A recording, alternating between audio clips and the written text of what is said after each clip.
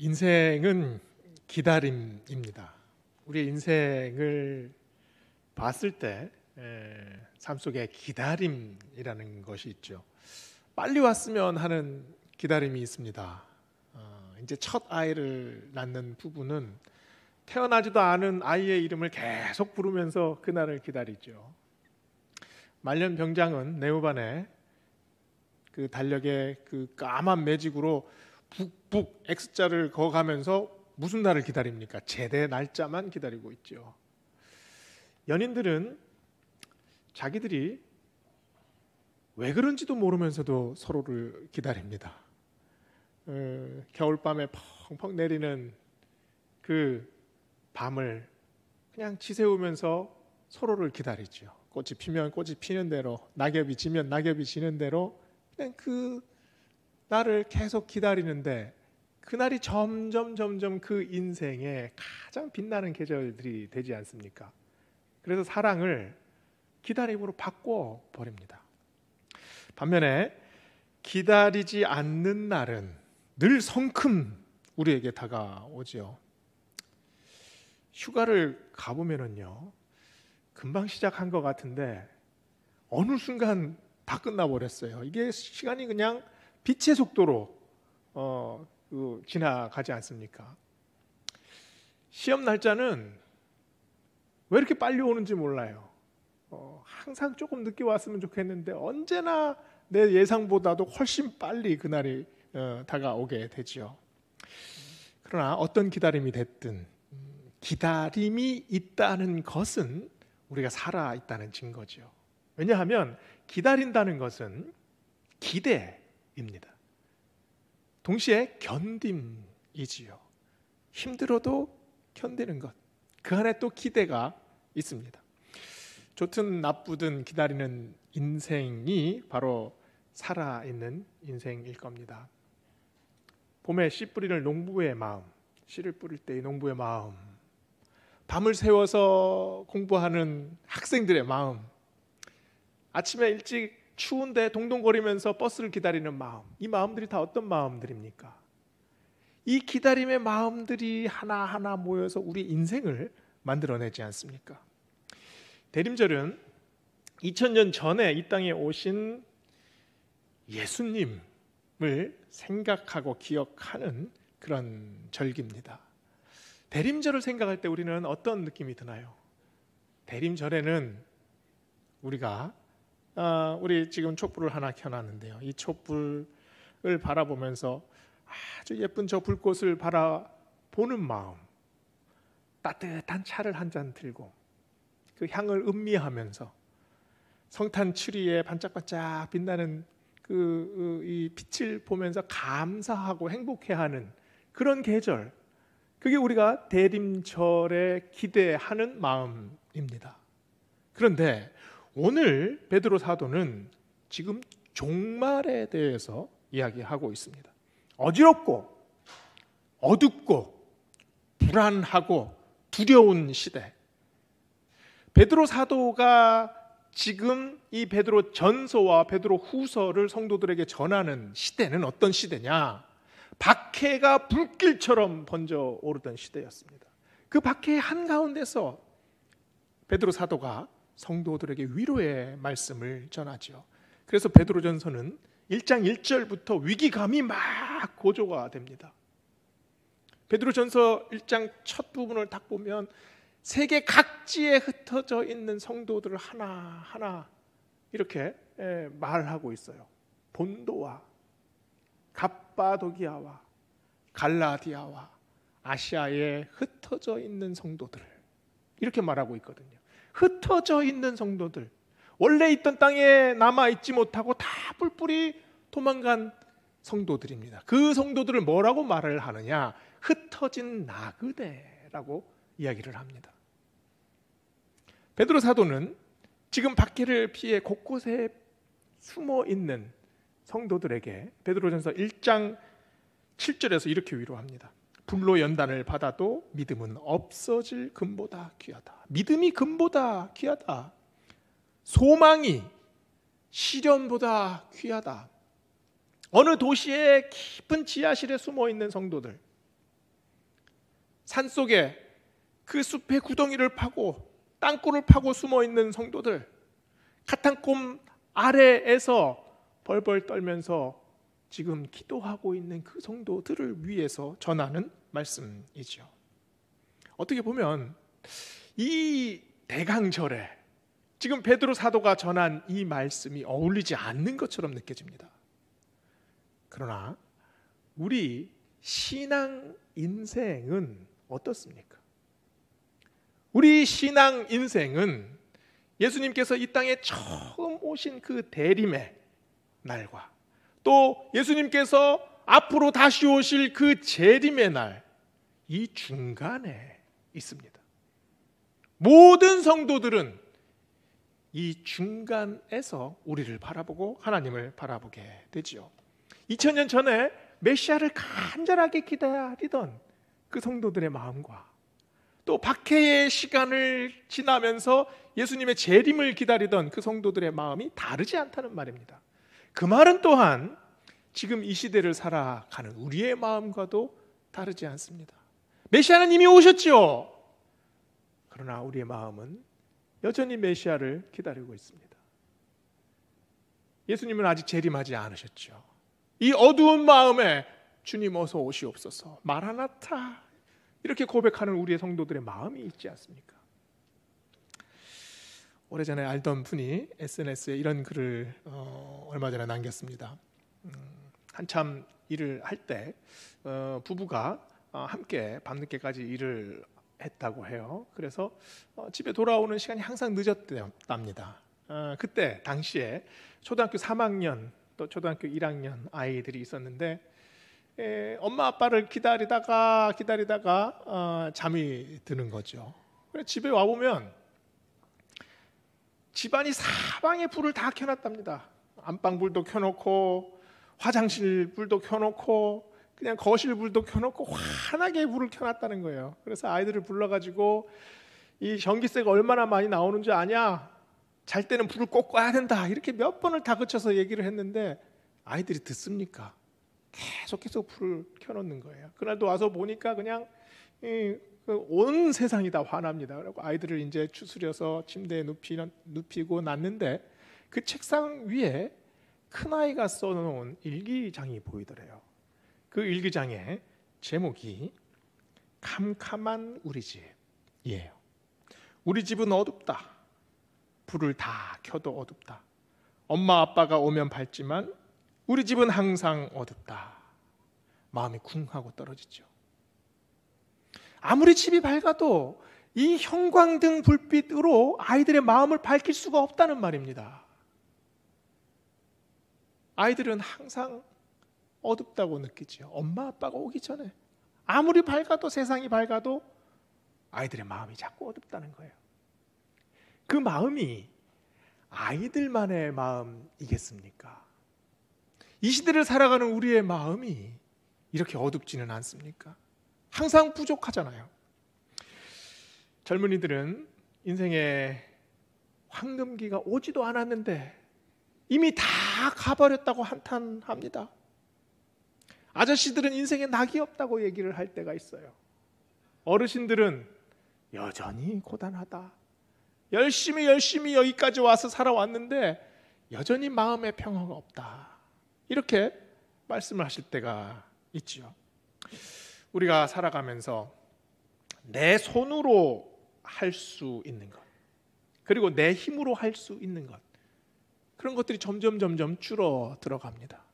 우리 가정에서 배우자를 내 마음대로 됩니까? 자녀들이 내 마음대로 성장합니까? 내가 원하는 대로? 가정의 경제 항상 풍족하십니까? 미래가 항상 밝게 느껴지시나요? 우리 손으로 할 수 있는 것, 내 힘으로 할 수 있는 것 사실 별로 되지 않습니다. 그래서 우리가 이 대림의 계절, 세상은 온통 네온사인으로 휘황찬란하게 빛납니다. 그런데 그 밤거리를 삭막한 마음으로 걸을 때가 있잖아요. 세상은 다 기쁜 것 같은데 나만 외롭고 나만 힘든 것처럼 느껴질 때가 너무나 많이 있습니다. 이 마음이 어떤 마음인가요? 우리 집은 어둡다. 항상 어둡다. 내 마음이 밝아지지 않는다. 내 안에 생명이 없다. 내가 점점 시들어간다. 이 마음이 고스란히 녹아있지 않습니까? 그러면 언제 우리가 달라지겠습니까? 언제쯤이면 우리의 마음이 밝아지겠습니까? 오늘 말씀은 우리에게 이렇게 전합니다. 사랑하는 자들아, 주께는 하루가 천년 같고 천년이 하루 같은 이 한 가지를 잊지 말라. 너무 어려운 말씀입니다. 말씀을 묵상해도 잘 무슨 뜻인지 잘 이해가 되지 않아요. 제가 이 말씀을 곰곰이 묵상하다가 마음속에 이런 생각이 들었습니다. 베드로 사도는 왜 이렇게 어려운 말을 해서 나를 괴롭게 만드는가? 이 말씀을 묵상을 해도 이게 무슨 뜻인지를 제가 알지 못하겠습니다. 그날 밤에 제가 한강을 하염없이 걸었어요. 그러나 이 말씀이 베드로 사도가 그냥 생각 없이 툭 던진 말입니까? 베드로의 입을 통해서 하나님께서 우리에게 전한 말씀이지요. 예수님은 이 땅에서 공생의 3년을 사셨습니다. 그리고 십자가에 고난당하신 바로 그 시간은 6시간 정도밖에 되지 않습니다. 그러나 그 하루가 모든 것을 다 변하게 만들었습니다. 그 하루를 위해서 하나님께서 준비하신 시간이 얼마나 되겠습니까? 수천 년, 수만 년, 수억 년을 준비하셨겠지요. 예수님께서 준비한 그 장구한 시간, 그 시간이 바로 그 하루, 갈보리산 꼭대기 위에 온통 하루 종일 쏟아 부으셨습니다. 하루를 위해 1000년을 준비하신 거죠. 1000년이 하루가 되고 또 하루가 1000년이 되었잖아요. 이 말씀을 또한 순교자들에게 굉장히 깊은 의미를 주었을 겁니다. 초대교회 성도들은 이 말씀, 주님께는 하루가 1000년 같고 1000년이 하루 같다, 이 말씀 가슴에 새겼을 겁니다. 무슨 뜻인지 처음엔 알지 못했겠죠. 그러나 이 말씀 가지고 씨름했을 겁니다. 도대체 이 말씀이 무슨 뜻입니까? 어느 순간 담대해집니다.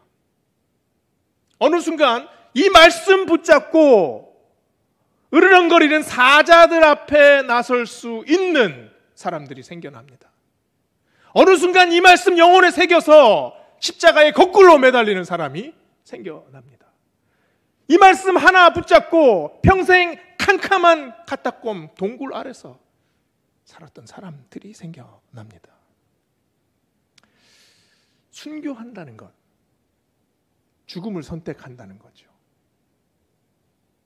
이것은 삶의 의미를 다 잃어버리고 결국은 절망을 선택해서 자기 목숨을 던지는 것과는 완전히 판이하게 다른 겁니다.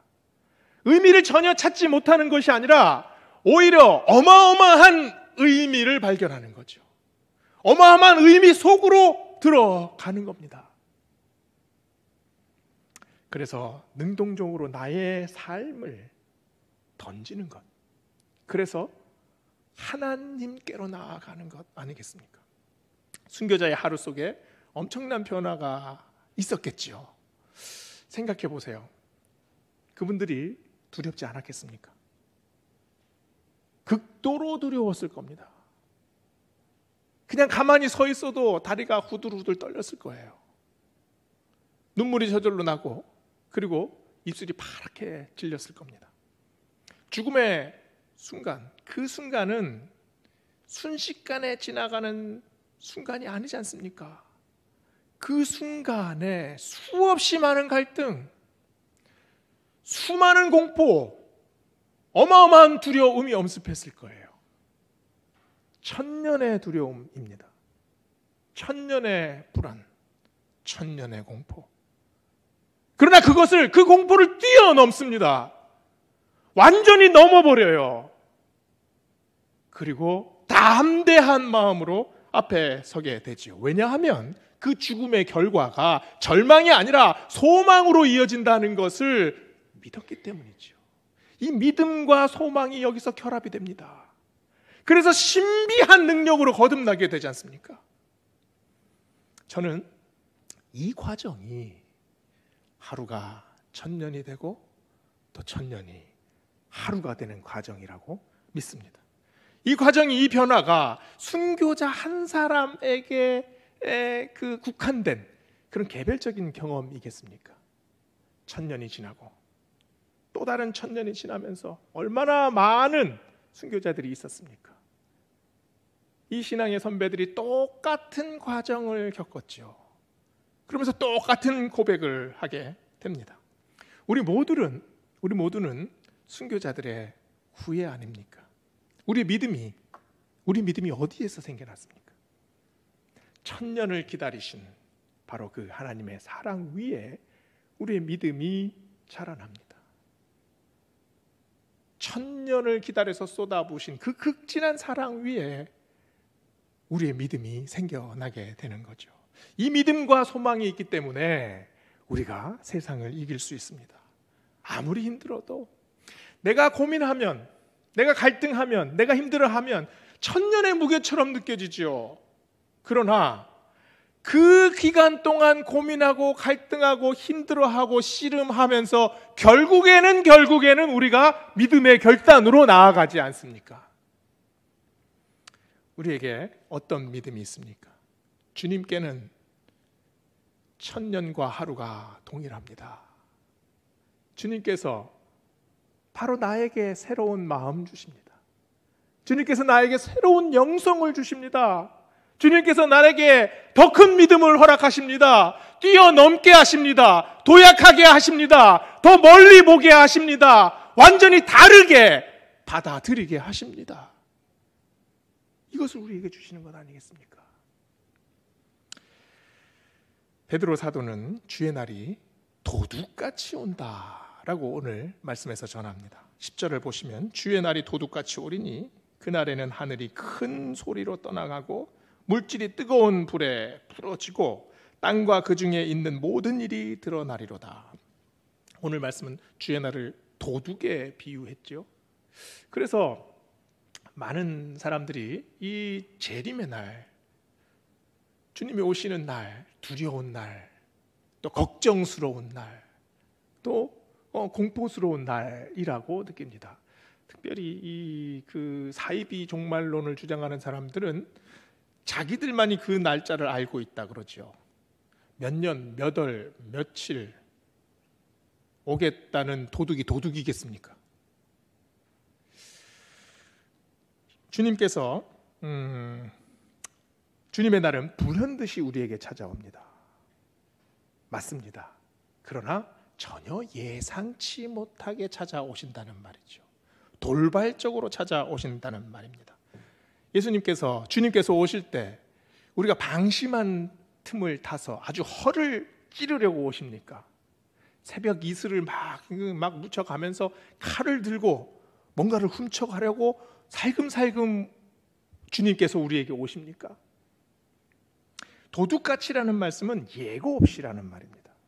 돌발적으로, 전혀 예상치 못한 날, 문득 느껴보니, 깨닫고 나니 그제서야 주님이 오셨구나라고 느끼는 바로 그날이죠. 그 이유가 9절에 나옵니다. 주의 약속은 어떤 이들이 더디다고 생각하는 것 같이 더딘 것이 아니라 오직 주께서는 너희를 대하여 오래 참으사 아무도 멸망하지 않고 다 회개에 이르기를 원하시느니라.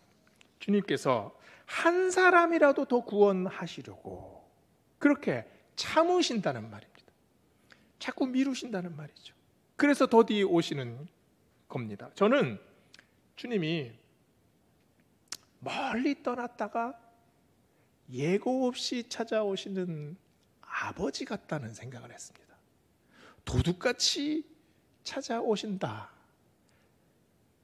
새벽 이슬에 흠뻑 젖어서 칼을 들고 찾아오는 도둑이 아니라 새벽에 칼 대신 선물 보따리를 가슴에 품고 하루라도 빨리 아이들을 만나려고 새벽에도 쉴 새 없이 걸어서 그 새벽 이슬을 뚫고 오시는 아버지. 바로 이것이 베드로 사도가 표현하려고 했던 진정한 뜻 아니겠습니까? 그 뒤에 말씀을 보세요. 그날에는 하늘이 큰 소리로 떠나가고 물질이 뜨거운 불에 풀어지고 땅과 그 중에 있는 모든 일이 드러난다 말씀합니다. 그날에는 하늘이 떠나갑니다. 땅과 하늘이 분리가 된다는 거죠. 우리 삶 속에 분리가 있습니다. 구분이 있지요. 차별이 있습니다. 증오가 있어요. 시기가 있어요. 이 모든 것들이 분리가 되고 떨어진다는 말입니다. 사라진다는 말이죠. 물질이 다 풀어진다. 물질에 대한 욕구와 욕심과 탐욕이 있지요. 이 모든 것들이 다 녹아내립니다. 하나님 앞에서 다 하나가 돼버려요. 그게 바로 베드로 사도가 말하는 새 하늘과 새 땅의 비전 아니겠습니까? 그 새 하늘과 새 땅을 사도 요한은 뭐라고 말을 합니까? 계시록 21장 3절 4절에 보면은요, 사도 요한은 이렇게 표현합니다.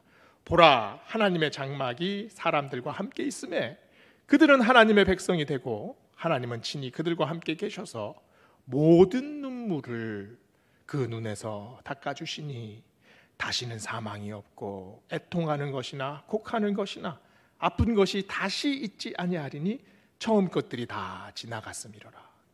주님이 어떻게 오십니까? 도둑처럼 오시는 게 아니라 아버지처럼 오십니다. 정말 보고 싶은 아버지, 그 아버지가 참으로 오래간만에 오시는 것처럼 다가오시죠. 오셔서 어떻게 해주십니까? 눈물을 닦아주십니다. 우리 인생에 흐르는 눈물들을 하나하나 닦아주십니다. 우리 삶 속에 힘없이 흘러내리는 것, 기력이 없어진 것, 한숨으로 자꾸 번져나가는 것, 어둠이 퍼져나가는 것, 그 모든 것들을 주님께서 닦아주십니다. 얼마 전에 이런 기사를 봤습니다. 경기도 광주에 있는 선한빛 요양원에 78세 되신 최병록 씨가 아내 박정희 씨를 만나는 장면이에요. 박정희 씨는 작년부터 이 오른쪽이 마비가 돼서 계속 요양병원에 입원해 있었습니다. 그런데 사회적 거리두기가 시작이 돼서 병원을 찾아갈 수가 없는 거예요. 이 남편이 매일같이 병원에 갑니다. 근데 병원 입구를 통과할 수가 없어요. 그 담장 밑에서 고개를 이렇게 들고 아내가 지금 누워있는 그 병실만 하루 종일 바라보다가 다시 돌아갑니다. 또 다시 돌아가요. 몇 달 만에 아내를 만나게 된 거죠. 병상에 둘이 같이 앉았습니다. 이 남편이 아내가 이제 한쪽을 못 쓰기 때문에 이 얼굴을 이렇게 어루만지면서 말을 하죠. 여보, 나 좀 봐봐요. 얼굴 잊어먹겠어. 그러더니 가방에서 뭔가를 주섬주섬 꺼냅니다. 면봉을 하나 꺼내요. 귀 좀 줘봐. 아이고 이거 봐. 이렇게 큰 게 있네. 아내가 더듬더듬 하며 말을 합니다. 보고 싶었어요. 보고 싶었어요. 이 말 하면서 아내가 눈물을 흘려요. 남편은 아무 말 없이 그 아내의 눈물을 닦아줍니다. 이게 기사거리로 될 만한 내용입니까? 별것 아닌 내용입니다. 아무도 신경 쓰지 않을 수 있어요. 그러나 인생의 가장 소중한 시간 아닙니까? 이 두 부부가 평생 사랑하고 아껴왔고 서로 의지했던 시간이 그날 하루에 온전히 드러나고 있지 않습니까? 한 사람이 눈물을 흘리고 한 사람이 그 눈물을 닦아주는 일, 바로 인생의 본질을 밝히는 일입니다. 바로 이것을 새 하늘과 새 땅이 되었을 때 주님께서 우리에게 베풀어 주신다는 것 아닙니까? 마지막으로 베드로 사도는 하나님의 날을 사모하라 말합니다. 12절 13절에 보면은요, 하나님의 날이 임하기를 바라보고 간절히 사모하라. 우리는 그의 약속대로 새 하늘과 새 땅을 바라보도다. 우리가 어떤 사람들입니까? 우리가 주님의 나라가 빨리 임하기를 간절히 소망하는 사람들입니다. 언젠가 주님이 오실 때 어떤 일이 벌어집니까? 온 땅이 변화되지요. 온 하늘이 주님의 영광으로 풍성해집니다. 그날이 오면 모든 믿는 자들이 다 살아납니다. 그날이 오면 우리 안에 있는 어그러져 있는 것, 부러진 것, 또 썩어진 것, 또 부서져 있는 것, 이 모든 것들이 다 회복될 거예요. 그게 바로 새 하늘과 새 땅이 펼쳐지는 거죠. 그런데 주님은 꼭 그날에만 오십니까? 주님은 재림의 그날이 되어서야, 그때서야 오십니까? 아니잖아요. 우리가 힘들어할 때, 우리가 지칠 때, 우리의 마음이 어두워질 때, 정말 손 뻗어서 하나님을 간구할 때, 정말 간절하게 기도할 때, 그때 주님이 우리에게 오십니다. 오실 뿐만 아니라 지금 우리와 함께 임하세요. 우리를 인도해 주고 계시잖아요. 우리의 마음속에서 주님께서 함께 역사해 주고 계심을 우리가 매번 삶 속에서 느끼고 있지 않습니까? 고백하고 있지 않습니까? 그런데 우리가 그 사실을 제대로 알지 못하죠. 그래서 항상 내 인생이 지금이 최악이다, 지금이 가장 힘들다, 이런 생각을 할 때가 너무나 많아요. 구상 시인이 그 유명한 꽃자리라는 시를 썼잖아요. 제가 그 꽃자리라는 시의 한 구절을 읽어드리겠습니다. 우리는 저마다 스스로의 굴레에서 벗어났을 때 그제서 세상이 바로 보이고 삶의 보람과 기쁨을 맛본다. 앉은 자리가 꽃자리니라. 네가 시방 가시방석처럼 여기는 너의 앉은 그 자리가 바로 꽃자리니라. 인생에서 가장 좋은 때가 언제입니까? 우리가 지나고 보면 지금이 굉장히 힘들었다고 생각되었지만 나중에 돌아오면 그 자리가 꽃자리였습니다 라고 고백할 때가 있습니다.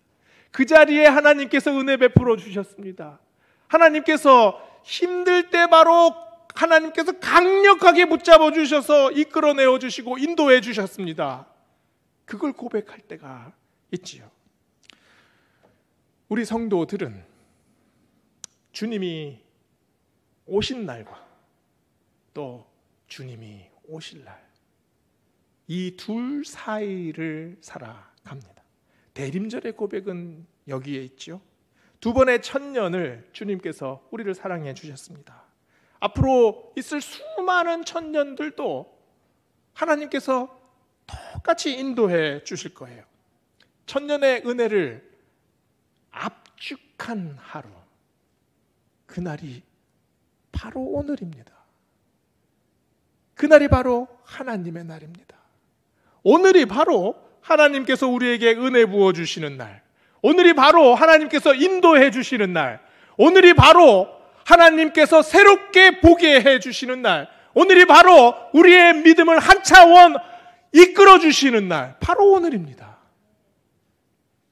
우리가 천년의 은혜를 하루에 고백하는 날이 있죠.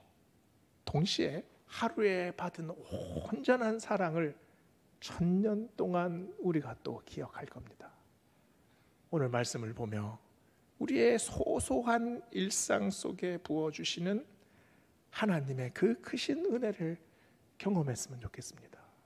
앞으로 이어질 우리의 모든 인생을 이끌어주시는 그 하나님의 은혜를 고백하는 시간이 되셨으면 좋겠습니다.